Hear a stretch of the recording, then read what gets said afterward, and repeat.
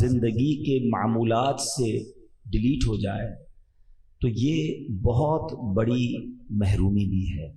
एक हदीस पाक है, नबी पाक अलैहिस्सलाम फरमाते हैं, जो मुझ पर, हदीस पाक का मजमून है, जो मुझ पर दुरूद पाक पढ़ना भूल गया वो जन्नत का रास्ता भूल गया।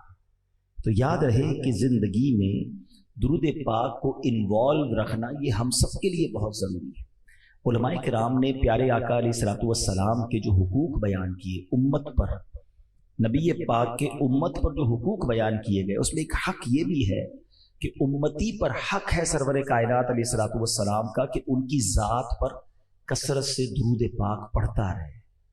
और दुरूद न पढ़ना, और ख़ास तौर पर जब सरकार दो आलम सल्लल्लाहु ताला अलैहि वसल्लम का जिक्र हो, उस वक्त जो दुरूद नहीं पढ़ता, ये कितना ख़तरनाक और कितनी बड़ी यूँ समझिए कि गलती है कि एक बार प्यारे आका सल्लल्लाहु ताला अलैहि वसल्लम ने अपने मिंबर पर तशरीफ़ ले जा रहे थे, पहली सीढ़ी पर कदम रखा तो मेरे आका ने फरमाया आमीन, दूसरी सीढ़ी पर कदम मुबारक रखा, फरमाया आमीन, तीसरी सीढ़ी पर कदम रखा, फरमाया आमीन।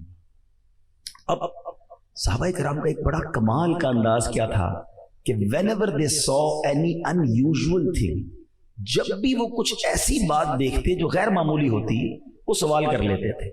और उनका वो सवाल करना हमारे लिए कितना कारआमद हो जाता था। तो कहा हुजूर ये तीनों सीढ़ियों पर आप चढ़ते गए, कदम रखा और आमीन कहा, इसके पीछे क्या रीजन है, क्या वजह है? नबी पाक सल्लल्लाहु ताला अलैहि वसल्लम ने फरमाया, जिब्रील अमीन मेरे पास आए और उन्होंने आकर ये दुआ की। जब मैंने पहली सीढ़ी पर कदम रखा, हदीस का मैं खुलासा कर रहा हूँ, जब पहली सीढ़ी पर कदम रखा तो उन्होंने दुआ की कि या अल्लाह अज़्ज़ा वजल वो बर्बाद हो जाए, उसकी नाक खाक आलूद हो जाए।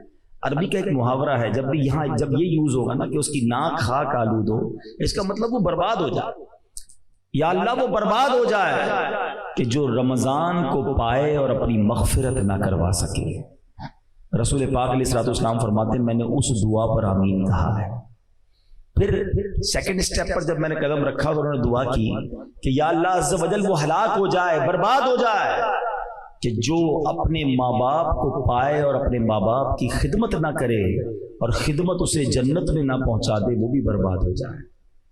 आका कहते मैंने उस दुआ पर भी आमीन कहा। तीसरी कहा या रसूल अल्लाह, अल्लाह की बारगाह में जिब्रील अमीन ने दुआ की कि या अल्लाह वो भी बर्बाद हो जाए जो नबी पाक अलैहिस्सलातु वस्सलाम का नाम सुने और प्यारे आका अलैहिस्सलातु वस्सलाम पर दुरूद न भेजे, वो भी बर्बाद हो जाए। नबी पाक फरमाते मैंने इस दुआ पर भी आमीन कहा। अब जरा समझिएगा कि दुआ करने वाला कौन है? फरिश्तों का सरदार। और दुआ पर आमीन कहने वाले कौन है? नबियों के सरदार सल्लल्लाहु ताला अलैहि वसल्लम। इट मींस कि अब इस दुआ की कबूलियत में तो कोई कमी या कोई शक नहीं रहा ना। ये दुआ तो कबूल ही कबूल है, लेकिन अब हमने सोचना, ये तीनों चीजें हमें मुयस्सर हैं। रमजान कुछ ही दिनों में आने वाला है, रमजान मिल गया और रमजान को पाकर भी जो मग़फ़िरत ना करवा सका, दुआ कर रहे हैं जिब्रील अमीन कि या अल्लाह वो बर्बाद हो जाए, और नबी पाक कह रहे हैं आमीन। तो it means at any cost हमें अपनी मग़फ़िरत करवानी है रमजान। सेकंड कि जिसने अपने माँ बाप को बुढ़ापे में पाया और उनकी खिदमत उसे जन्नत में ना पहुंचाए, वो भी हलाक हो जाए। आज हम में से बहुत सारों के माँ बाप जिंदा हैं, हयात हैं, इनकी दुआएं लीजिए, इनकी खिदमत कीजिए। ये जन्नत में जाने का टिकट है। और ये मैं नहीं कह रहा, प्यारे आका अलैहिस्सलातु वस्सलाम की एक और हदीस है कि नबी पाक अलैहिस्सलातु वस्सलाम ने फरमाया, जिसका मजमून है कि माँ बाप ही तेरी जन्नत है, माँ बाप ही तेरी दोज़ख है। इसका क्या मतलब हुआ कि इनकी खिदमत कर लो तो यही जन्नत में जाने के लिए काफी, ये राजी हो जाएं। और अगर ये नाराज हो गए ना तो फिर जहन्नम में जाने के लिए कोई और अमल की हाजत नहीं, इन्हीं की नाफरमानी जहन्नम में ले जाएगी।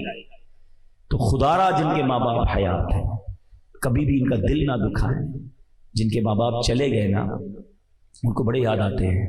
अब बाद में बड़ा ख्याल आता है कि मैंने और टाइम देना था, मैंने और खिदमत करनी थी, मैंने और उनसे मोहब्बत करनी थी और उनसे दुआएं लेनी थी, फिर चांस नहीं मिलता। अब कई लोग हैं जिनको माँ बाप से मिलने के लिए कब्र पे जाना पड़ता है। जब खुशी का मौका आता है तब भी माँ बाप याद आते हैं, जब कोई तकलीफ आती है जब भी माँ बाप याद आते हैं। नया घर लो तो माँ बाप याद आते हैं, नई गाड़ी ले तो माँ बाप याद आते हैं कि कितने खुश होते थे, कितनी दुआएं देते थे, हैं تکلیف ہوتی تھی تو ماں باپ یاد آتے ہیں کہ پریشانی میں ماں کی گود میں بیٹھ کر، ماں کے قدموں میں بیٹھ کر سر رکھ کے عرض کرتا تھا کہ ماں تکلیف میں ہوں تو سر پہ ہاتھ رکھتی تھی، کہتی بیٹے گھبرانا نہیں، اللہ خیر کرے گا، میں دعا کروں گی۔ باپ کہتا تھا بیٹا میں ہوں، پریشان مت ہونا، مگر وہ سب چلے گئے۔ اور اب پچھتائے کیا ہو جب چڑیا چگ گئی کھیت، اب یہ خیال آتا۔ تو میں ان سب کو کہتا ہوں کہ جن کے ماں باپ حیات، بڑے خوش نصیب ہو تم کہ تمہارے گھر میں وہ ہستیاں ہیں کہ احادیث میں یہ مضمون ملتا ہے کہ جو محبت کی نگاہ سے ماں باپ کو ایک بار دیکھے اسے حج مبرور کا ثواب دیا جاتا ہے، مقبول حج کا ثواب۔ صحابی عرض کرتے ہیں حضور ماں باپ تو گھر میں ہی ہوتے ہیں نا، 100 بار کوئی دیکھے، وَإِن نَظَرَ كُلَّ يَوْمٍ 100 مرة، حضور کوئی 100 بار دیکھے۔ اللہ کے حبیب فرماتے اللہ اکبر و اطیب، اللہ بہت بڑا اور پاک ہے، 100 بار بھی کوئی دیکھے اللہ 100 حج کا ثواب عطا فرمائے۔ اچھا یہ ذرا انڈرسٹینڈ کیجئے گا کہ ماں باپ کو محبت سے دیکھنے پر حج کا ثواب ہے تو خدمت کا ثواب کتنا ہوگا، قدم پیر دبانے کا ثواب کتنا ہوگا، اپنے ہاتھوں سے کھانا کھلانے کا ثواب کتنا ہوگا، اپنے پیسے ان پر خرچ کرنے کا ثواب کتنا ہوگا، ان کے لیے دوائی لانا، ان کی دل جوئی کرنا، صرف محبت سے دیکھنے پر جب حج کا ثواب ہے تو خوش نصیب ہیں وہ لوگ جو ماں باپ کی خدمت کرتے ہیں، ماں باپ کی دعائیں لیتے ہیں۔ اور جس کے ماں باپ بوڑھے ہو گئے نا، بیسیکلی وہ بڑا لکی ہے کہ خدمت کا موقع تو اب ملے گا نا، ساری زندگی تو ماں باپ نے خدمت کی ہماری، ہم چھوٹے تھے کھانا کھلایا، پیسے دیے، انگلی پکڑ کر چلنا سکھایا، کاروبار نوکری جو بھی ضرورت تھی ماں باپ نے کی، اپنے پیٹ کاٹ کر ہمیں کھلایا۔ اب جب وہ بوڑھے ہوئے، this is the right time to react, ارے اب موقع آیا ہے تمہیں کچھ ریوارڈ حاصل کرنے کا، نیکیاں کمانے کا، اور اب بندہ اریٹیٹ ہونا شروع ہو جاتا ہے کہ مزہ نہیں آ رہا، ابو بہت زیادہ تنگ کرتے ہیں، غصہ کرتے ہیں، بار بار دوائی لینے، بار بار ہاسپٹل۔ نہیں میرے بیٹے اسلام، بھاگ جاگ گئے تمہارے، نصیب جاگ گئے۔ ایسے بھی ماں باپ ہیں کہ جو خدمت کرتے کرتے ہی چلے گئے، بچوں کو خدمت کا موقع ہی نہیں ملا۔ ارے جس کو موقع ملا وہ خوش نصیب ہے کہ اب لے لو دعائیں، اب حاصل کر لو، اور یقین مانیے ہمارے پیسوں کا نصیب ہے اگر وہ ماں باپ پر خرچ ہو جائے۔ ہاں یہ کبھی نہ سوچنا یہ میرا، یہ ماں باپ کا، ارے سب کچھ ہمارا ماں باپ کا ہے، ہم دنیا میں آئے انہی کے سبب ہیں، وہ نہ ہوتے تو ہم نہ ہوتے۔ تو خوش نصیب اسلامی بھائی جن کے ماں باپ موجود ہیں، دعائیں لو، اور اگر ان کے ہوتے ہوئے جنت نہ ملی نا تو there is no other option، پھر ہلاکت ہی ہے، کیونکہ نبی پاک نے اس دعا پر آمین کہا ہے۔ جبریل امین کی دعا کیا تھی کہ جو یا رسول اللہ صلی اللہ تعالیٰ علیہ وسلم آپ کا نام سنیں، آپ کا ذکر سنیں اور آپ پر درود نہ بھیجے وہ بھی ہلاک و برباد ہو جائے۔ تو یہ بڑا اہم معاملہ ہے۔ ہم پورے دن میں نعت شریف سن رہے ہوتے ہیں، بیان سنتے ہیں، یا خود ہی اپنی زبان سے نبی پاک علیہ الصلوۃ والسلام کا ذکر کرتے ہیں مگر درود نہیں پڑھتے، تو درود زبان تر رہنی چاہیے۔ اچھا علماء نے بڑا پیارا ایک فارمولہ دیا کہ اگر کوئی شخص دن میں کئی بار پیارے آقا علیہ الصلوۃ والسلام کا نام سن لے یا زبان سے کہے اور درود پڑھنا مس کر گیا ہے، تو اس کا خوبصورت طریقہ یہ ہے کہ اپنی ڈیلی روٹین میں ایک پرٹیکولر تعداد کے مطابق درود روز پڑھے، مینز 100 بار پڑھے، 200 بار پڑھے، اللہ توفیق دے تو 313 بار پڑھ لے، اس سے زیادہ پڑھ لے۔ تو اب اگر اس نے 100 بار بھی درود پڑھ لیا اور پورے دن میں نہیں پڑھ سکا تھا، تو جہاں جہاں نبی پاک علیہ الصلوۃ والسلام کا نام سنا تھا یا پڑھا تھا اور نہیں پڑھ سکا، تو یہ بعد میں پڑھنا اس کا آلٹرنیٹ، اس کا قائم مقام ہو جائے گا۔ تو اپنی زندگی میں درود پاک کو ضرور شامل کریں، ورنہ کہیں ایسا نہ ہو کہ نبی پاک علیہ الصلوۃ والسلام کی شفاعت سے ہم محروم ہو جائیں۔ پیارے آقا راضی ہوں گے تو رب راضی ہو جائے گا۔ آئیے مل کر محبت کے ساتھ با آواز بلند درود پاک پڑھ لیں۔ صلو علی الحبیب صلی اللہ تعالی علی محمد صلی اللہ علیہ وسلم۔ میرے بیچ اسلامی بھائیوں، ہمارے پاس ایک بہت عظیم مہمان آنے والا ہے، ایک ایسا مہمان آنے والا ہے کہ جو ہم سے لینے نہیں ہمیں دینے آ رہا ہے۔ ہمارے گھر پہ جب کوئی مہمان آتا ہے ہم اس کی تیاری کرتے ہیں، اور جیسا کلوز گیسٹ ہوتا ہے اتنی زیادہ تیاری کرتے ہیں، جتنا ریسپیکٹیبل ہوتا ہے اتنی پریپریشن کرتے ہیں۔ مگر ایک ایسا مہمان آنے والا ہے جس کی سگنیفیکنس، جس کی اہمیت کو سمجھنے کے لیے ایک حدیث ہی کافی ہے کہ پیارے آقا علیہ الصلوۃ والسلام فرماتے ہیں کہ اگر میری امت کو پتا ہوتا کہ رمضان کیا ہے تو وہ تمنا کرتے کہ سارا سال ہی رمضان ہو۔ ایسا کیا ہے رمضان میں کہ امت کو پتہ چل جائے، اس کی اہمیت کا اندازہ ہو جائے۔ ایک اور مولا علی شیر خدا کرم اللہ تعالی وجہ الکریم کی قول سے سمجھیے، آپ کہتے ہیں کہ اگر اللہ تبارک و تعالیٰ کو اس امت کو عذاب دینا ہوتا تو اس امت کو ماہ رمضان اور سورہ اخلاص عطا نہ فرماتا۔ اٹ مینس کہ یہ عذاب سے بچانے والی چیزیں ہیں، قرآن اور رمضان۔ اور سبحان اللہ، اب رمضان چند دنوں میں، چند گھڑیوں میں آنے والا ہے۔ سب سے پہلے تو ہم اللہ سے دعا کرتے ہیں کہ اللہ ہمیں خیر سے رمضان عطا کر دے، صحت کے ساتھ عطا فرما، عافیت کے ساتھ نصیب فرما، پورے روزے رکھنا، پوری تراویح پڑھنا نصیب فرما اس مہینے کو۔ ابھی اچھا، یہ جو حدیث میں نے پہلے سنائی، اس میں یہ بھی تو تھا نا کہ جو رمضان کو پالے اور اپنی مغفرت نہ کروا سکے وہ ہلاک و برباد ہو جائے۔ اس کا مطلب کیا ہوا کہ اتنا مبارک مہینہ تمہیں ملا، اس میں بھی تم رب کو راضی نہ کر سکے، پھر اس سے بڑا محروم کون ہوگا؟ رمضان کی سبحان اللہ گھڑی گھڑی کی جو برکت ہے۔ دیکھیں کاروباری لوگ بیٹھے ہیں، اس سیزن کے بارے میں ہم بات کرتے ہیں کہ یار کون سا سیزن ہے جس میں زیادہ محنت کرنی ہے، زیادہ کمانا ہے۔ بہت سارے لوگ ہوتے ہیں جن کا گرمیوں میں سیزن آتا ہے، کولر والے تو برف والے تو ریفریجریٹر والے، اے سی والے، پنکھے والے، بڑے اب جان لگاتے ہیں کہ بھائی یہ سیزن ہے، اس میں زیادہ کما لو۔ سردیاں آتی ہیں تو کمبل والے، ہیٹر والے، گیزر والے اور بہت ساری آئٹمز ہیں۔ شادیاں ہوتی ہیں تو کپڑے والے اور اس کے جناب جو ریلیٹڈ لوگ ہوتے ہیں۔ تو جیسا سیزن آتا ہے ویسا ہم زور لگاتے ہیں اس سیزن والے لوگ کہ یار اس میں زیادہ کمانا ہے۔ تو صحیح بات یہ ہے کہ نیکیوں کا سیزن آ گیا ہے، رحمتوں کا سیزن آ گیا ہے۔ ریٹ کیسا بڑھ گیا، ثواب کتنا بڑھ گیا کہ فرمایا نفل کا ثواب فرض کے برابر، فرض کا ثواب 70 ٹائمز بڑھا دیا گیا۔ یعنی آپ سوچیں کہ ہم کام تھوڑا کریں اور اجر زیادہ عطا کیا جائے گا۔ اچھا، سارا سال میں اور آپ دعا کرتے ہیں یا اللہ بخش دے، معاف کر دے، سن لے ہماری پکار، ہماری توبہ قبول کر لے، میں اور آپ ریکویسٹ کرتے ہیں۔ اور رمضان کی راتوں میں رحمت کی ندا آسمان سے دی جاتی ہے کوئی مانگنے والا کہ اس کی مراد پوری کر دی جائے، ہے کوئی سوالی کہ اس کا سوال پورا کر دیا جائے، ہے کوئی مغفرت مانگنے والا کہ اس کی مغفرت کر دی جائے۔ یعنی ادھر سے ندائیں ہیں کہ مانگ لو، مانگنے کا مزہ آج کی رات ہے۔ یہ پورا مہینہ رحمت۔ پھر روزانہ افطار کے وقت، ڈیلی افطار کے دن، یعنی افطار کا جو ٹائم آتا ہے، 10 لاکھ گناہ گار جہنم سے آزاد کیے جاتے ہیں۔ 1 ملین سنرز، 10 لاکھ گناہ گار۔ اچھا، پھر رمضان میں جمعے کا دن جب آتا ہے، ہر گھڑی، ایوری مومنٹ 10 لاکھ گناہ گار جہنم سے آزاد کیے جاتے ہیں۔ اور پھر اس رمضان کی جو آخری رات آتی ہے، احادیث کا مضمون ہے پورے مہینے میں جتنے بخشے گئے سارے کے سارے اس تعداد کے مطابق اتنے اور اس رات بخش دیے جاتے ہیں۔ جب لیلۃ الجائزہ، چاند رات آتی، عید الفطر کی رات، اللہ تعالیٰ فرشتوں سے فرماتا ہے میرے فرشتوں اس مزدور کے بارے میں کیا کہتے ہو جس نے مزدوری پوری کی؟ فرشتے عرض کرتے ہیں مولا اسے پورا اس کی مزدوری ملنی چاہیے۔ اللہ فرماتا ہے میرے فرشتوں گواہ ہو جاؤ میں نے سب کی مغفرت فرما دی۔ مزدوری کر لو، بڑی مزدوری ملنی ہے، بڑی رحمت ملنی ہے، بڑی کمائی ملنی ہے، سارے سال کے گناہ معاف ہو سکتے ہیں اگر ایک مہینہ ہم اللہ کی رحمت لوٹنے کے لیے تیار ہو جائیں۔ فرسٹ آف آل ہمیں پریپیئر ہونا پڑے گا، اس مہمان کے لیے تیاری کرنی پڑے گی۔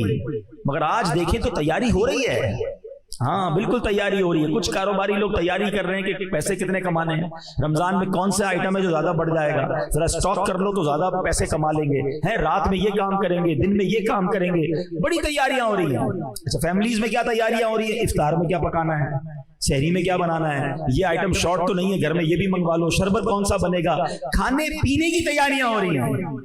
اچھا، رمضان کے صدقے میں عید الفطر ملے گا، ٹھیک ہے نا، عید کا دن ملے گا، مگر رمضان میں کیا تیاری ہو رہی ہے کہ عید کیسے گزارنی ہے۔ 8-10 روزے کے بعد بازار آباد، اور اب جناب وہ راتیں جو عبادت کے لیے آئی تھیں وہ مارکیٹ میں اس لیے جا رہے ہیں کہ عید کو پہننا کیا ہے، مگر اس پوری پریپریشن میں عبادت کی تیاری کہاں ہے، دعاؤں کی تیاری کہاں ہے، سجدوں کی تیاری کہاں ہے، اللہ کی رحمت لوٹنے کی تیاری کہاں ہے کہ مجھے کسی صورت مغفرت لینی ہے، رہ نہ جاؤں، سب بخشے جائیں اور میں نہ مارا جاؤں۔ اس کی پریپریشن کہاں ہے، اس کی تیاری کہاں ہے؟ ہم سب بہت کچھ سوچتے ہیں، لیکن کیا بیٹھ کر کبھی گھر والوں کے ساتھ یہ مشورہ کیا کہ کون کب کہاں کیا پڑھے گا، قرآن پڑھنے کا ٹائم کون سا ہوگا، نمازیں کہاں پڑھنی ہے، تراویح، اور اس کے بعد جناب اور عبادتوں کا کیا معاملہ ہوگا؟ نہیں میرے بیٹے اسلامی بھائی، اس سے بہت زیادہ دوری ہے. انفارچونیٹلی رمضان کو ہم نے ایسا لگتا ہے کہ فوڈ فیسٹیول بنا دیا ہے.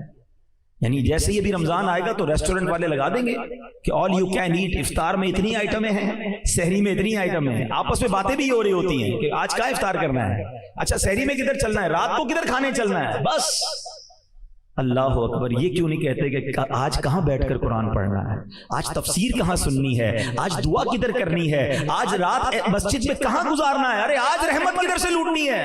Nobody talk about it. اس لیے رمضان آیا ہے. اگر کسی بیرون ملک سے کوئی غیر مسلم آ جائے اور وہ ہمارے شہر کا، ہمارے وطن کا رمضان میں راؤنڈ کرے اور اس سے پوچھے بتاؤ کیا محسوس کیا، شاید وہ آ کر کہے گا لگتا ہے مسلمانوں کا کوئی فوڈ فیسٹیول آیا ہوا ہے، زیادہ سے زیادہ نئے نئے کھانے والا مہینہ آیا ہوا ہے. شاید وہ یہ نہ کہہ پائے کہ سجدوں کا مہینہ آیا ہے، دعاؤں کا مہینہ آیا ہے، سپلیکیشنز کا مہینہ آیا ہے. ہم سوچیں ہم رمضان کو کیا کر رہے ہیں. دیکھیں جتنا جلدی لوگ دنیا سے جا رہے ہیں نا، بیماریاں ہیں، پریشانیاں ہیں، اور اس کے باوجود we are not ready to prepare for hereafter. ہم آخرت کی تیاری کے لیے تیار ہی نہیں ہو رہے، سوچ بھی نہیں رہے کہ میرے ساتھ بھی ہو سکتا ہے. یہ آس پاس سے جو جنازے اٹھ رہے ہیں، کب سوچیں گے کہ میری باری بھی آنے والی. لوگ کہیں گے یار ہمارے ساتھ ہی تھا، پتہ بھی نہیں چلا گیا دنیا سے. بس 2-4 دن یاد کریں گے، پھر کوئی یاد نہیں کرے گا. میں ہوں گا اور میرے اعمال ہوں گے اور میں اکیلا قبر میں ہوں گا. خدا کی قسم ہماری لاٹری لگنے والی ہے. اگر جیتے جی پھر رمضان مل جائے نا، یہ چند دن میں تو بہت دعائیں کر رہا ہوں، اللہ زندہ رکھیو رمضان تک، عافیت سے رمضان دینا، خیر سے رمضان گزارنا نصیب فرمانا، کیونکہ کوئی بھروسہ نہیں زندگی کا. اگر یہ رمضان مل جائے نا، یقین کرو یہ اللہ کا احسان ہوگا. اور اب اس رمضان کو زندگی کا آخری رمضان سمجھ لو کہ بس کسی صورت میں نے اللہ کو راضی کر لینا ہے، کیونکہ اللہ کریم کی رحمت چاہتی ہے کہ میں اور آپ بخشے جائیں. ایک سجدے پر رمضان میں، ایک سجدے پر 1500 نیکیاں عطا کی جاتی ہیں. حدیث کا مفہوم ہے، اور اس کو جنت میں سرخ یاقوت کا گھر عطا فرمایا جائے گا. ہر سجدے پر، ہر سجدے پر ایسا درخت جنت میں اس کے لیے لگایا جائے گا کہ جناب جدھر 500 سال تک گھڑ سوار گھوڑا دوڑاتا رہے اس کے سائے میں دوڑتا رہے گا. ارے ایک سجدے کا اتنا ثواب. اس کے بھی لوگ تراویح نہیں پڑھتے، 3 روزہ پڑھ لی باقی فارغ، 5 روزہ تراویح پڑھ لی باقی فارغ. ارے اللہ کے بندو تراویح تو پڑھنی، نوافل بھی پڑھ لو نا، ہر سجدے پر ثواب ہے نا. یہ مہینہ تو اس لیے آیا ہے. ہمیں تو کرنا کیا چاہیے، اے کاش ہم یہ پلان کریں کہ رمضان میں تراویح بھی پوری پڑھوں گا بلکہ نوافل بھی پورے پڑھوں گا. ہم نے تو پلان ہی کچھ اور کیا ہوا اپنی زندگی میں. عصر کتنی 4 رکعتیں، ظہر کتنی 4-2-2، اچھا مغرب کتنی 3 اور 2، عشاء کتنی 4-2-3. اول تو پڑھنی نہیں ہے، پڑھنی ہے تو شارٹ کٹ والی پڑھنی ہے. ارے اللہ کے بندو کیوں یہ نیکیاں چھوڑتے ہو؟ اور اب ایٹ لیسٹ رمضان میں تو یہ پلان کر لینا یار رمضان میں پوری نماز پڑھوں گا، تراویح بھی پڑھوں گا، اوابین بھی پڑھوں گا، تہجد بھی ادا کروں گا. پورا سال گناہ کیے ہیں، پورے سال خطائے ہیں، یا اللہ یہ مہینہ ایسا دے دے کہ تجھے راضی کرنے میں کامیاب ہو جائے. یہ مہینہ کتنا اہم ہے آپ کو معلوم ہے. نزول قرآن کے بارے میں تو آپ جانتے ہیں، لیکن اس مہینے کی ایک اور شان شاید بہت ساروں کو نہیں پتا کہ اللہ کریم نے جو 4 بڑی آسمانی کتابیں نازل کی ہیں نا، توریت، انجیل، زبور اور قرآن، یہ چاروں کی چارے رمضان میں نازل فرمائی ہے. یعنی رمضان ہی کو چنا گیا. سبحان اللہ. آئیے آپ کی معلومات میں اضافہ کروں کہ مسند امام احمد کی روایت میں کہ اللہ کے آخری نبی صلی اللہ تعالی علیہ وسلم نے فرمایا حضرت ابراہیم کے صحیفے رمضان کی پہلی رات میں نازل ہوئے، تورات شریف رمضان مبارک کی 7ویں رات میں نازل ہوئی، انجیل مقدس رمضان کی 14ویں رات نازل ہوئی، اور زبور شریف رمضان کی 6 تاریخ کو نازل ہوئی. اور سبحان اللہ قرآن کے بارے میں رب فرماتا ہے شہر رمضان الذی انزل فیہ القرآن، رمضان کا مہینہ جس میں قرآن نازل کیا گیا. سبحان اللہ. ذرا سوچئے اس مہینے کی اہمیت کیا ہے، اور ہمیں اس مہینے میں کتنی بڑی نعمتیں عطا کی گئی ہیں، کتنی مہربانیاں کی گئی ہیں. پہلا عشرہ عشرہ رحمت، دوسرا عشرہ عشرہ مغفرت، تیسرا عشرہ جہنم سے آزادی کا عشرہ. اچھا اس میں بھی ایک رات، یہ شب قدر جو عطا ہوئی نا، اس کے پیچھے بڑی زبردست علماء نے سورہ قدر کے شان نزول لکھے. ٹھیک ہے، سورہ قدر پڑھتے ہیں نا. بسم اللہ الرحمن الرحیم. انا انزلناہ فی لیلۃ القدر وما ادراک ما لیلۃ القدر لیلۃ القدر خیر من الف شہر. یہ جو 3 آیتیں ہیں نا اس کو سمجھیے گا ذرا. یہ قرآن کا بہت خوبصورت اسلوب ہے. یہ دا وے آف قرآن ہے کہ جب قرآن کو کسی بات پر انفسائز کرنا ہوتا ہے, کسی بات کی تاکید کرنی ہوتی ہے, تو قرآن خود کوسچن ہم سے پوچھتا ہے, انا انزلناہ فی لیلۃ القدر, ہم نے نازل کیا اسے لیلۃ القدر میں. پھر آگے فرمایا وما ادراک ما لیلۃ القدر, تم نے کیا جانا لیلۃ القدر کیا ہے. یہ کوسچن کرنے کا مطلب یہ ہے کہ اٹریکشن لی جائے, لوگ سمجھے کہ بڑی اہم بات ہونے جا رہی ہے. Be prepare for that words. جس طرح قرآن نے سورہ قارعہ میں فرمایا القارعۃ مل قارعہ وما ادراک مل قارعہ, تم نے کیا جانا قارعہ کیا ہے. اور اس کے بعد قرآن اسے ڈیفائن کرتا ہے. بالکل اسی طرح قرآن یہاں کہہ رہا ہے کہ تم نے کیا جانا لیلۃ القدر کیا ہے. پھر فرمایا لیلۃ القدر خیر من الف شہر, یہ وہ رات ہے جو 1000 مہینوں سے بہتر ہے. There is a question, why 1000 months? یہ 1000 مہینوں کی کیلکولیشن کیا ہے؟ 100 سال ہوتے, 50 سال ہوتے, 200 سال ہوتے, یہ 1000 مہینوں کے پیچھے لاجک کیا؟ اس کے پیچھے علماء نے, مفسرین قرآن نے بہت ساری جس کو کہیں شان نزول بیان کی ہے. نبی پاک علیہ الصلوۃ والسلام نے صحابہ کرام کے سامنے ایک واقعہ بیان کیا. پیارے آقا علیہ الصلوۃ والسلام نے بتایا جس کا مضمون ہے کہ پچھلے زمانے میں ایک بزرگ ہوتے تھے, ان کا نام تھا شمعون. بنی اسرائیل کا زمانہ تھا, حضرت شمعون.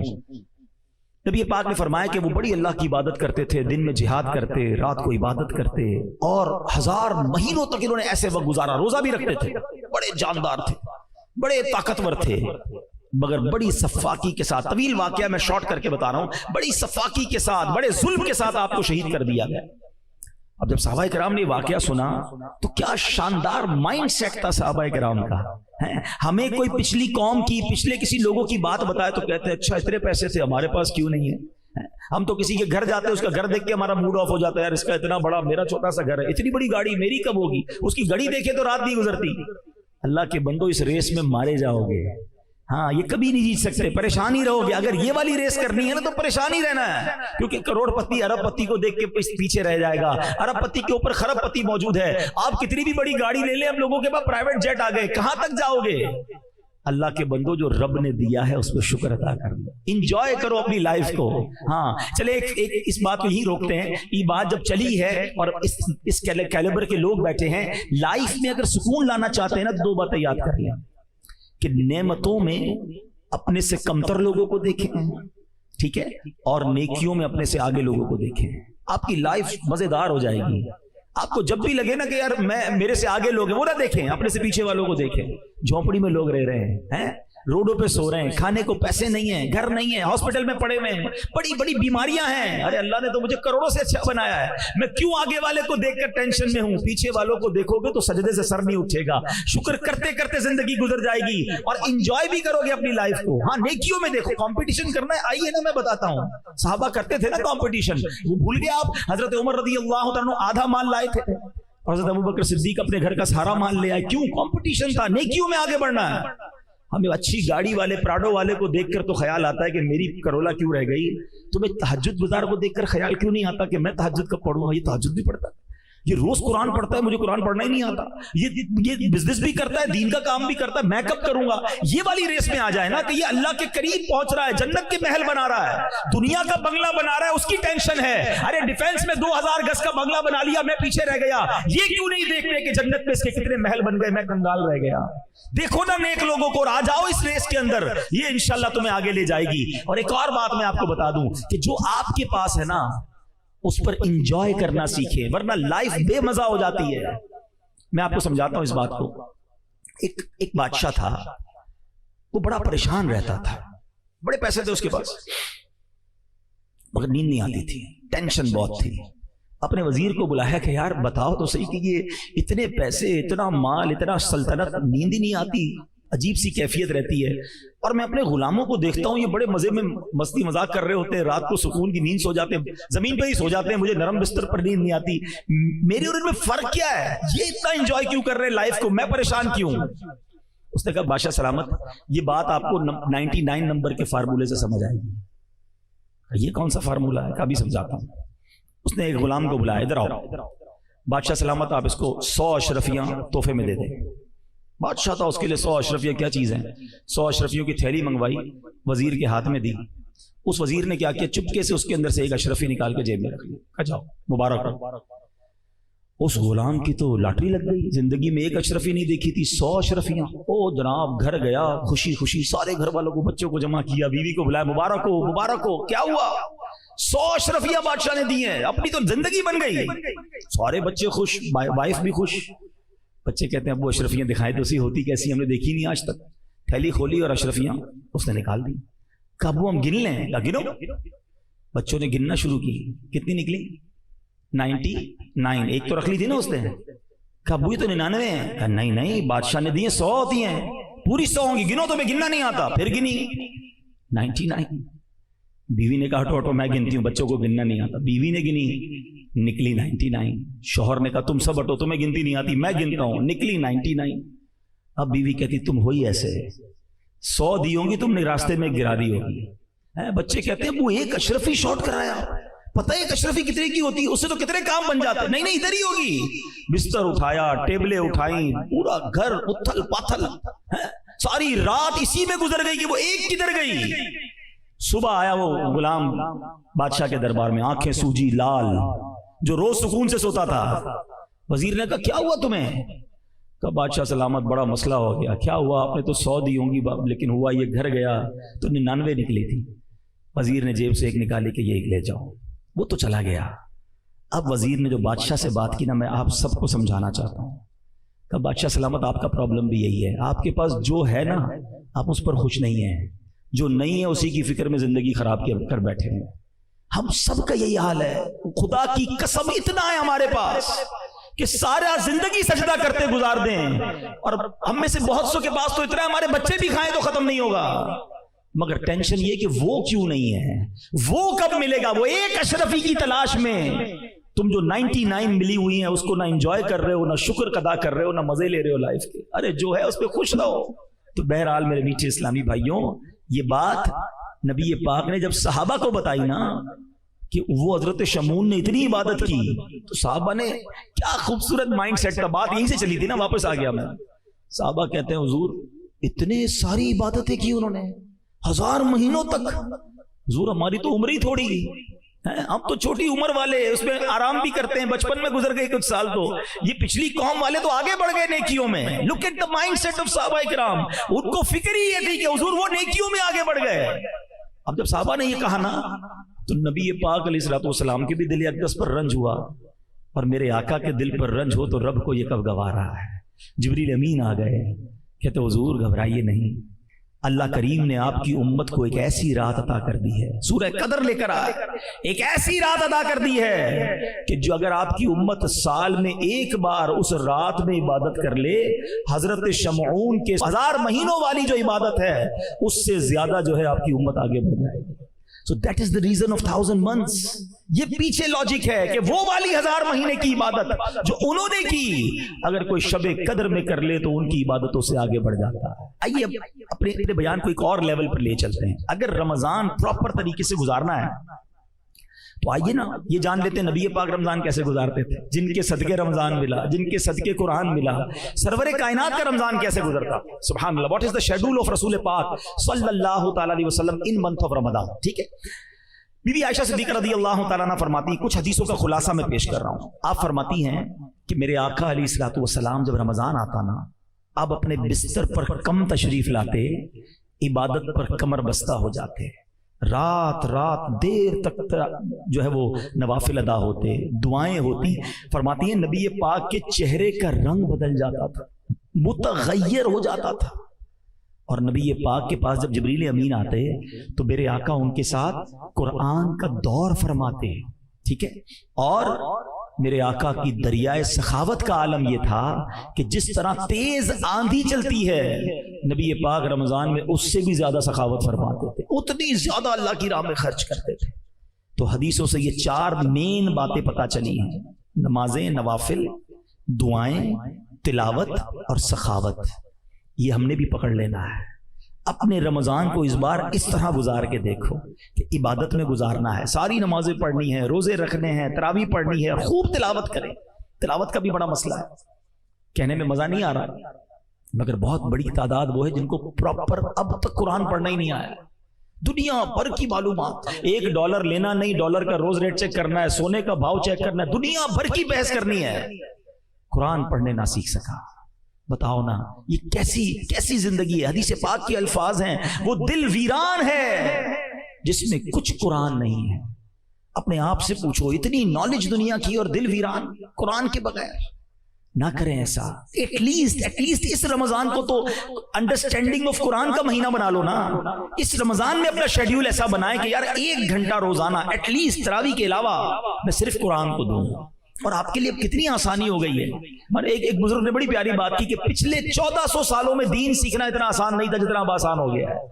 کتابیں PDF پہ آ گئیں, ویڈیوز آنا شروع ہو گئیں, کورسز آن لائن ہونا شروع ہو گئے. یعنی اگر کوئی دین سیکھنا چاہتا ہے, نہیں چاہتا تو اس کی مرضی ہے. فنگر ٹپس پہ دل میں دین ہے. ارے وہ زمانہ تھا لوگ اونٹوں پر, گھوڑوں پر, صحابہ کرام نے 6 مہینے کا سفر کیا ایک حدیث سننے کے لیے. آج کمپائل کر کے بکس ہیں, ذرا آپ انٹرنیٹ پہ سرچ کریں, کتابیں موجود ہیں, PDF پہ موبائل میں آ جاتی ہیں, اپلیکیشنز مل جاتی ہیں, آڈیو بکس آ جاتی ہیں. اگر نہیں سیکھنا تو اور بات ہے. ایک جملہ یاد کر لو, کام آئے گا. جس کو کام کرنا ہو نا, کوئی بھی کام کرنا ہو, اس کے لیے راستے بہت, جس کو نہیں کرنا نا اس کے لیے بہانے بہت. اب آپ راستے نکالنے والے ہیں یا بہانے بنانے والے ہیں, یہ خود سوچ لیں. میری گزارش ہے اس رمضان میں انڈرسٹینڈنگ آف قرآن ڈیولپ کریں. اللہ کہتا کیا ہے قرآن میں, فرمایا کیا اس نے, مجھ سے کیا بات کی ہے رب نے. خدا را قرآن کو وقت دیں, قرآن کی اپنے تلفظ درست کریں. دعوت اسلامی یہ ساری سروسز آپ کو دے رہی ہے. آن لائن کلاسز موجود ہیں, آپ آن لائن پڑھ لیں, گھر بیٹھے آپ کو آن لائن قاری صاحب پڑھا دیں گے, اسلامی بہنوں کو اسلامی بہنیں پڑھا دیں گی. اس کے علاوہ ہمارے پاس ہم نے بڑی ایک آسان تفسیر قرآن صراط الجنان بالکل آسان اردو میں موجود ہے. اس کو PDF بھی ڈال دیا ہے, اس کو اپلیکیشن بھی بنا دیا ہے, اب آڈیو بھی ریلیز کر دی ہیں تاکہ آپ گھر بیٹھے صرف سنتے ہی رہیں قرآن کو کہ ترجمہ کیا ہے, تفسیر کیا ہے. اور آج کی اردو میں, 100 سال پرانی اردو ڈیفیکلٹ تھی, اور آسان اردو میں لکھ دیا کہ لوگ سمجھیں. تو اس بار قرآن کے ساتھ رمضان گزاریں. میرے آقا دور فرماتے تھے قرآن کو. جو حافظ بچے مجھے سن رہے ہیں, کم از کم رمضان میں قرآن تو پکا کر لیں. رمضان میں تو اپنے قرآن کی دہرائی کریں. ویسے تو سارا سال ہی آپ کو کرنا چاہیے تھا, لیکن یہ تو نزول قرآن کا مہینہ ہے, خاص رمضان اور قرآن کا ایک کمبینیشن ہے, اس کو حاصل کر لیجئے. اور پھر اس رمضان میں سخاوت کیجئے. اور یہ جو سخاوت ہے نا, اس کے پیچھے بھی ایک لاجک بڑی پیاری ہے. رمضان کو ماہ صبر بھی کہا جاتا ہے, ماہ مواسات بھی کہا جاتا ہے. ماہ مواسات کے معنی کیا ہے؟ خیر خواہی کرنا, مدد کرنا ہے, لوگوں کی ہیلپ کرنا. اب اس میں بھی پتہ کیا ہوتا ہے, بڑی پیاری بات مولانا نقی علی خان جو اعلیٰ حضرت کے بھی والد صاحب لکھتے ہیں کہ رمضان کے روزوں کے پیچھے ایک لاجک ہے. جب انسان بھوکا ہوتا ہے نا, ڈھال ہو جاتا ہے, اثر کے بعد کیفیت ہو جاتی ہے نا, تو بتا اس کو احساس ہوتا ہے کہ غریب کیسے زندگی گزارتا ہے. تمہاری اوقات کیا ہے یہ پتہ چل جاتی. وہ ٹور, وہ کر و فر, وہ جاہ و جلال, آواز ہی نہیں نکل رہی ہوتی. انسان اپنے آپ کو حقیر, عاجز محسوس کرتا. اگر کرے تو یہ رائٹ طریقہ ہے عاجزی اختیار کرنے کا. روزے رکھ کر احساس کرو کہ میں تو افطار کر لوں گا, غریب تو پورا سال ہی بھوکا ہوتا ہے. اس میں بھی ہمارے یار دوست کیا کرتے ہیں, سحری میں اس لیے زیادہ کھاتے ہیں کہ پورا دن بھوکا رہنا ہے, اور افطار میں اتنا کھاتے ہیں کہ پورا دن بھوکا رہتے ہیں. پھر سحری اور افطار کے درمیان 4 بار اور کھانا ہے کیونکہ بھائی کل روزہ رکھنا ہے. کچھ دوستوں کا تو پتہ چلتا ہے کہ رمضان میں ویٹ بڑھ جاتا ہے. ارے روزے بھی رکھے اور وزن کیسے بڑھ گیا, زیادہ کھایا نا. آپ دیکھ لیں 5-6 رمضان بعد تراویح میں آپ کو کھانسیوں کی آوازیں آنا شروع ہو جائیں گی, کیونکہ ہمارے تو افطار کے واجبات میں سے سموسے ہیں, پکوڑے ہیں, اس کے بدلے تو لگتا ہے افطار ہی نہیں ہوتا. وہ 5-6 چیزیں تو ضروری ہیں. اب روز تیل کی آئٹم کھائیں گے تو گلا خراب ہونا ہے. 10-15 رمضان کے بعد ڈاکٹر سے پوچھ لیں, ادھر جناب وومٹنگ کی اور ڈائریا کی اور اس کی لائنیں لگی ہوئی ہوتی ہیں, کیونکہ ہر چیز کھانی ہے, زیادہ کھانی ہے, اس لیے نہیں آیا رمضان. اچھا جو حکمت تھی بھوکا رہنے کی, وہ بھوک ہی نہیں لگتی. اچھا کچھ ایسے جو سوتے ہی رہتے ہیں, اللہ معاف کرے, ایسے بھی لوگوں کے بارے میں سنا سحری کر کے سوتے, افطار میں اٹھتے ہیں. ہم جب چھوٹے تھے خارا در میں تو ایک جملہ سنا تھا, ہمارے کچھ جو دوست تھے وہ کہتے ہیں بھوپو ٹو بھوپو روزہ رکھتے ہیں. وہ پہلے بھوپو بچتا تھا نا سحری ختم ہونے کا اور افطار کا, بولا بھوپو کر سن کے سو گئے, اب اگلے بھوپو پہ اٹھیں گے. اللہ اکبر, یہ کون سا روزہ ہے کہ تمہاری نمازیں قضا ہو رہی ہیں؟ ٹائم پاس کر رہا ہوں یار, روزہ رکھا ہے تو کیا کر رہے ہیں, ویڈیو گیم کھیل رہے ہیں, معاذ اللہ فلمیں دیکھتے ہیں, سنا ہے کیا کر رہے ہیں ہم رمضان کے ساتھ. یہ ہمیں بھوک کا احساس دلانا مقصود تھا. ایک بندے کے بارے میں مولانا نقی علی خان صاحب لکھتے ہیں کہ وہ بڑے پیسے بانٹتا تھا غریبوں میں, اس کے رشتہ دار سمجھاتے کہ بھائی اتنا خرچ مت کر، بچا کے رکھ. بولتا نہیں میں اللہ کی راہ میں خرچ کروں گا. ماشاءاللہ کرتا رہتا. 2-4 دوستوں نے کہا اس کو پکڑ کے بند کر دیتے ہیں تاکہ اس کو یہ انسان بن جائے، تھوڑے بچانا سیکھ جائے. بند کر دیا اس کو کچھ دنوں کے لیے، بھوکا رکھا، قید کر دیا. تھوڑے دنوں بعد چھوٹا نا، جب اس کو چھوڑا تو وہ جا کے اس نے اور خرچ کرنا شروع کر، زیادہ خرچ کرنا شروع کر دیا. تو کہا تمہیں قید سے سبق نہیں ملا؟ کہتا قید میں گیا تو سبق مل گیا کہ بھوکا رہا تو پتا چلا کہ بھوکوں کا حال کیا ہوتا ہے. غریبوں کی فکر تو قید میں رہ کے مجھے ہوئی کہ میں چند دن قید میں رہا ہوں تو میرا یہ حال ہے. جو بیچارے ساری زندگی اس طرح گزارتے ہیں ان کا کیا حال ہوگا. یہ سبق دینے آتا ہے رمضان. مگر یہاں تو پلاننگ ہی کچھ اور ہے. تو پلیز اس رمضان میں نبی پاک کے انداز کو فالو کر لیں اور خوب خرچ کریں. ایک بات آج یاد کر لیجیے، ویسے تو میرے آقا علیہ السلام جو فرمائے حق ہے، مگر نبی پاک نے یہ فرمانے سے پہلے کیا انفسائز کیا، تاکیداً کتنی شاندار بات فرمائی. حدیث پاک کا خلاصہ ہے کہ میں اللہ کی قسم کھا کر کہتا ہوں راہ خدا میں خرچ کرنے سے مال کم نہیں ہوتا. تو ڈیفینیٹلی ہو گیا نا کہ آپ نے خرچ کرنا ہے اور یہ کم نہیں ہونا. کیلکولیٹر کہے گا کم ہو گیا. ہاں یہ بتا دوں، ₹1,00,000 میں سے 5,000 دو گے تو 95 ہی کیلکولیٹر بتائے گا نا. لیکن کچھ باتیں بیونڈ دا کیلکولیٹر ہوتی ہیں. اگر کوئی شخص کھیت میں جائے 2 بوری بیج کی لے کر اور اپنی زمین پر وہ سارے بیج چھڑک کر آ جائے تو کیلکولیٹر تو یہ کہے گا کہ 2 بوری زیرو ہو گئی، ختم ہو گئی. عقل مند بندہ کہے گا 2 بوری ڈال کر آیا ہے، تھوڑے دنوں بعد 2 ٹرک لے کر آئے گا. تو یہ اللہ کی راہ میں خرچ کرنا بیج ہی ہے. یہ تم بیج ڈالو اللہ فصل عطا فرمائے گا، ہمیشہ ملٹی پلائی ہوتا ہے. جو لوگ پوری زکوٰۃ دیتے ہیں ان سے پوچھ لیجئے کہ اگلے سال وہ زیادہ دے رہے ہوتے ہیں. کیسے زیادہ دے رہے ہیں؟ کیونکہ اللہ اور برکت ڈال دیتا ہے. تو ہمیشہ ایک تو میرا ایک بہت بڑا درد ہے اور اللہ کرے کسی کے لیے فائدہ ہو جائے. آپ بھی اس بات کو پلیز میں کہتا ہوں وائرل کریں، بات کریں. دوستوں میں بیٹھتے ادھر ادھر کی گپ شپ یہ والی بات کریں جو میں اب کرنے جا رہا ہوں. یعنی میری اب یہ فیلنگ اسٹرانگلی بنتی جا رہی ہے کہ جس طرح رمضان کے علاوہ بدقسمتی سے لوگ شاید 7-8-10% نماز پڑھتے ہیں، ایسا لگتا ہے کہ اب زکوٰۃ بھی 7-8-10% لوگ ہی پوری دیتے ہیں. نہیں دیتے زکوٰۃ. زکوٰۃ کی کیلکولیشن ہی کرنا نہیں آتی ہے، ذہن ہی نہیں ہوتا. بس تھوڑے بہت دے دیے، اتنے دے دو، بس کسی کی شادی کرا دی، کسی کا یہ کر دیا، ہو گئی ہماری. کیسے ہو گئی بھائی؟ ٹیکس ریٹرن آپ بھرتے ہو یا آپ کا وکیل بھرتا ہے؟ کیوں وکیل سے کرواتے نہیں یار؟ اس کو ذرا صحیح حساب آتا ہے. زکوٰۃ کا حساب آپ نے کیسے بنا لیا؟ آپ کو زکوٰۃ کا حساب بنانے کے لیے کسی عالم دین سے رجوع کرنا چاہیے. یہ پلر آف اسلام ہے، بچپن سے پڑھتے آ رہے ہیں نا. اسلام کے 5 پلر ہیں، 5 ستون ہیں. ایمان لانے کے بعد کیا ہے؟ نماز، روزہ، حج، زکوٰۃ. زکوٰۃ کو نہ سمجھنے کے لیے کوئی تیار ہے، نہ پراپر دینے کے لیے تیار ہے. حالانکہ پورے سال میں ایک بار، وہ بھی کتنے سارے مال کو تو ڈڈکٹ کر دیا گیا. اگر میں لاجیکلی بات کروں نا، ہے تو 2.5%، لیکن اگر لاجیکلی بات کی جائے، اگر سمجھانے کے لیے، تو زکوٰۃ تو شاید 1-1.5% بنتی ہے. آپ کہیں گے یہ کیسے بھائی؟ آپ کا گھر نکل گیا زکوٰۃ سے، آپ کی فیکٹری نکل گئی، آپ کی ساری گاڑیاں نکل گئی، گھر میں جو سامان ہے وہ نکل گیا، اگر کوئی کرائے پہ جگہ دی تو وہ بھی نکل گئی. اب بتائیے ہمارا 50% نارملی سرمایہ وہ گھر، گاڑیاں اور فیکٹری یا دکان جو ہماری مین چیزیں، فیکٹری کی مشینری بھی نکل گئی. تو اتنی ساری چیزیں تو شریعت نے مائنس کر دی. اب بچا کیا؟ اس پر 2.5% ہے.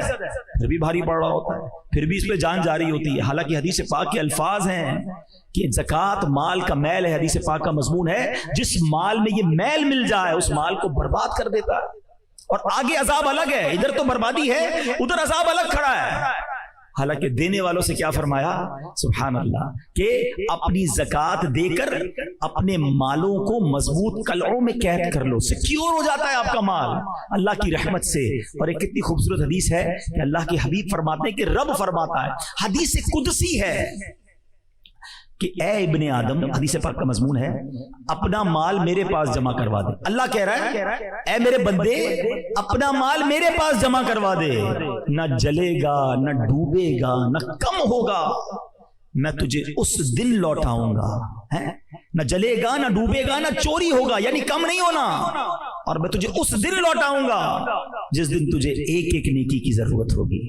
اللہ اکبر. وہ دن کون سا ہوگا؟ جب بیٹے کو ماں بھی مدد نہیں کرے گی، باپ کو بیٹا بھی جواب نہیں دے گا. نفسا نفسی کا دور ہوگا. ایک گناہ کوئی لینے کے لیے تیار نہیں ہوگا، ایک نیکی کوئی دینے کے لیے تیار نہیں ہوگا. اور اللہ کے یہاں وہ تمہارا ڈپازٹ جمع ہوگا. جب رب فرماتا ہے میں تمہیں اس دن دوں گا جس دن تمہیں ایک ایک نیکی کی ضرورت ہوگی. پھر خرچ کرنے میں سوچیں. رمضان سخاوت کا مہینہ ہے، رمضان عطاؤں کا مہینہ ہے، اور آپ بانٹے جائیں۔ اگر زکوٰۃ دے بھی دی نا اور نیکی کا کوئی اور کام آ گیا اور دے دیں۔ اور یہ بھی حدیث پاک کے الفاظ ہیں کہ گن گن کر خرچ نہ کرو، ورنہ وہ رب کریم بھی تمہیں گن گن کر عطا فرمائے گا۔ نیکی کا کام آ گیا ہے، زکوٰۃ دے چکے، ارے لوگ کہتے ہیں بس ہو گئی بھائی زکوٰۃ، اگلے سال آنا، ارے اللہ تمہیں دیے جا رہا ہے، ادھر سے تو بریک نہیں لگا جو اللہ کی طرف سے عطا ہو رہی ہے، تم بھی دیے جاؤ، اللہ اور عطا فرمائے گا۔ یہاں میں اپنی بہنوں سے آخر میں بات کر لیتا ہوں کہ یہ بڑا عجب معاملہ ہو گیا ہے۔ حالانکہ سونے کی زکوٰۃ اس پر ہے جس کے پاس سونا ہے، چاندی کی زکوٰۃ اس کے اوپر ہے جو مالک ہے چاندی کا۔ تو ہماری اسلامی بہنیں جو گھر والیاں ہوتی ہیں، گھر کے لوگ ہوتے ہیں، وہ نہیں دیتے زکوٰۃ، کہتے ہیں ہم تھوڑی کماتے ہیں۔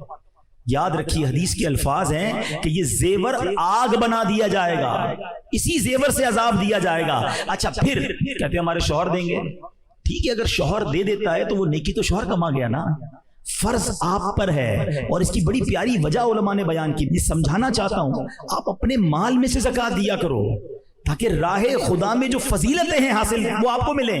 آپ نے اپنے شوہر کو کہہ دیا، اس نے دے دیا، ہو سکتا ہے وہ بھی نہ دیتا ہو، وہ نہیں دیا تو عذاب آپ کا ہوگا، کیونکہ وہ دیندار نہیں ہے، دیندار آپ ہیں، اور آپ دیں تاکہ ایک تو اللہ، دیکھیے یہی تو اللہ سے محبت چیک ہو رہی ہے نا، کہ بندے کو مال سے محبت ہے یا اللہ سے محبت ہے۔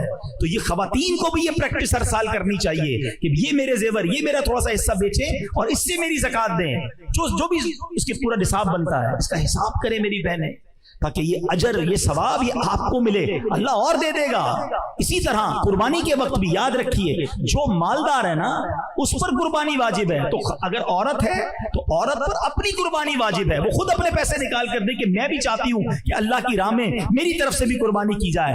آپ کے شوہر نے، آپ کے والد نے کر دی، اچھی بات ہے، لیکن ثواب تو انہیں مل گیا، آپ اس ثواب میں حصہ لیں تاکہ یہ عادت بنے آپ کی بھی۔